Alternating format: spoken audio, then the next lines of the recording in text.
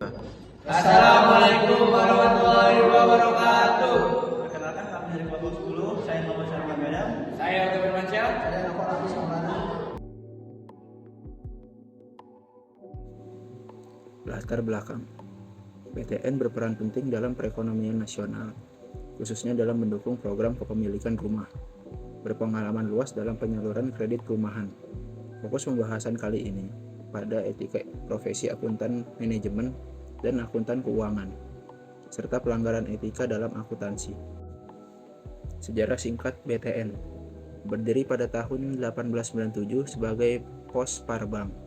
Transformasi menjadi Bank Tabungan Negara atau BTN pada tahun 1963. Fokus pada kredit pemilikan rumah atau KPR sejak tahun 1970-an. Terdaftar di Bursa Efek Indonesia sejak 1990-an.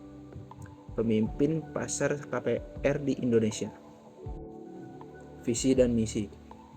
Visinya itu menjadi the home of Indonesia best talent dalam perumahan. Kemudian misinya ialah mendukung program pemerintah, mewujudkan impian masyarakat, meningkatkan nilai pemegang saham dengan manajemen risiko yang kokoh. Di sini saya akan menjelaskan terkait tata nilai perusahaan pada Bank BTN. Yang pertama ada amanah, yaitu Bank BTN memenuhi janji, mengambil tanggung jawab, menjunjung tinggi nilai-nilai moral. Adapun amanah di sini juga bisa termasuk pada menjaga keamanan nasabah dan privasi nasabah terkait data yang mereka miliki. Selanjutnya ada kompeten, yaitu tata nilai yang kedua, sebagai pembelajaran kelanjutan, berbagi keahlian, mencapai keunggulan. Adapun makna kompeten dari tata nilai perusahaan ini yaitu Bank BTN selalu memperbarui pengetahuan tentang perbankan, keamanan cyber security pada perbankan, yang sehingga akan terus memiliki pengetahuan terbaru terkait perbankan yang akan memudahkan nasabah atau memberi kenyamanan pada nasabah. Selanjutnya tata nilai ketiga itu adalah harmonis, yaitu lingkungan kerja saling menghormati, semangat kolaboratif, lingkungan kerja positif.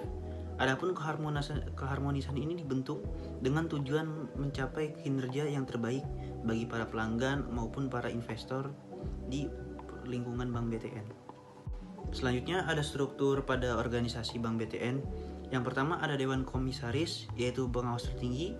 Kedua, direksi, yaitu badan eksekutif yang dipimpin oleh direktur utama. Lalu selanjutnya ada komite-komite yang berisi nasihat ahli dalam audit, manajemen risiko, remunerasi, dan nominasi. Selanjutnya ada senior executive vice president atau eksekutif senior yang mengawasi bisnis. Dan yang terakhir ada unit bisnis dan kantor cabang yang operasionalnya di seluruh Indonesia. Selanjutnya ada penganggaran dan keuangan. Penganggaran pada Bank BTN berfokus pada program KPR, mendukung inisiatif pemerintah, investasi dalam perbankan digital. Adapun fokus pada program KPR ialah menjadi program utama pada Bank BTN yang juga menyokong adanya peraturan-peraturan pemerintah seperti halnya Tapera dan lain-lain. Oleh karenanya Bank BTN menjadi salah satu-satunya bank yang memiliki akses KPR yang lebih mudah dan lebih besar sehingga masyarakat mampu memiliki rumah-rumah yang sesuai dengan keputusan Presiden. Lalu selanjutnya ada keuangan, yaitu keuangan Bank BTN itu didapat dari pendapatan bunga KPR, dana pemerintah untuk program subsidi, dan menjaga rasio kecukupan modal dan likuiditas. Adapun mengapa keuangan mereka didapat dari pemerintah, karena Bank BTN kita kenal sendiri sebagai salah satu mitra dari BUMN yang sehingga modalnya atau keuangannya itu memang di backup oleh pemerintah, sehingga memungkinkan adanya pemerintah melakukan sedikit kepentingan untuk program-program mereka melalui Bank BTN ini. Selanjutnya ada perencanaan strategis. Perencanaan strategis ini memang bisa dikatakan sebagai sesuatu yang vital bagi operasional Bank BTN.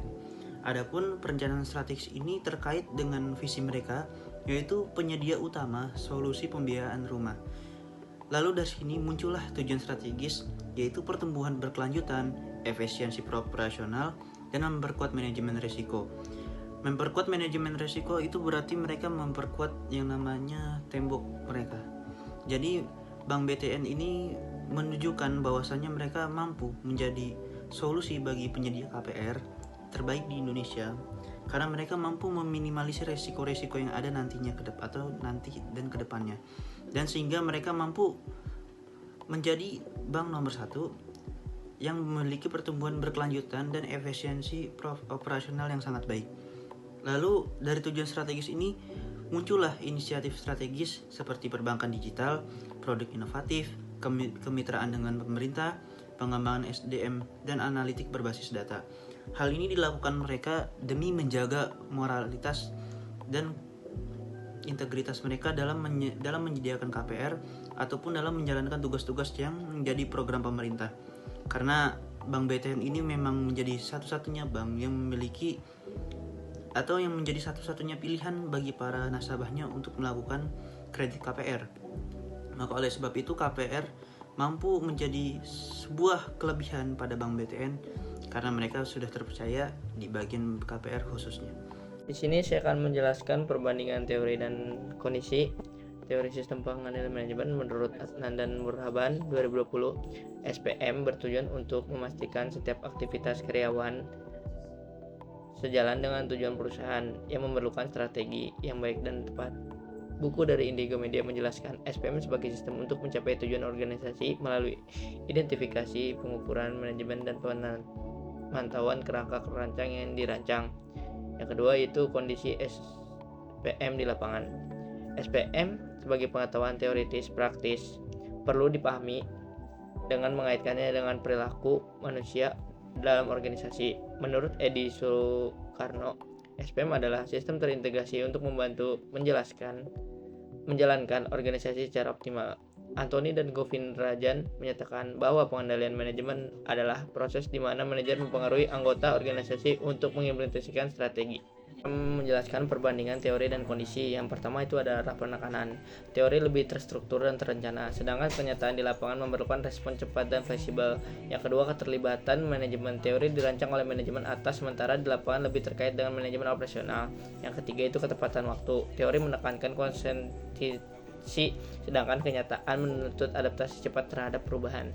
Di sini saya akan menjelaskan kasus dari materi ini, yaitu pada akhir April 2024, sejumlah nasabah BTN melakukan demo di Jakarta menuntut pengembalian dana deposito yang hilang akibat produk deposito bodong yang ditawarkan oleh oknum karyawan dengan bunga tinggi. 2 karyawan telah dipenjara atas kasus ini. OJK sedang menyelidiki dan menyatakan BTN bertanggung jawab jika terbukti ada kesalahan. BTN membantah pernah menawarkan produk tersebut. Pada awal Mei 2024, Ombudsman menerima pengaduan penggelapan dana senilai 14 miliar oleh mantan karyawan BTN melalui pemalsuan dokumen dan tanda tangan. BTN telah melaporkan kasus ini ke polisi. Kasus-kasus ini menuntut BTN untuk mengambil langkah pencegahan dan memulihkan kepercayaan nasabah. Sementara OJK memperkuat pengawasannya. Itu adalah kesimpulan dan saran. Kesimpulannya itu BTN sebagai bank BUMN fokus pada perumahan, komitmen tinggi dalam mendukung masyarakat berpenghasilan rendah.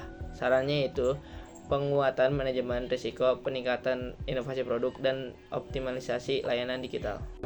Terima kasih atas perhatiannya. Akhirul kalam, wassalamualaikum.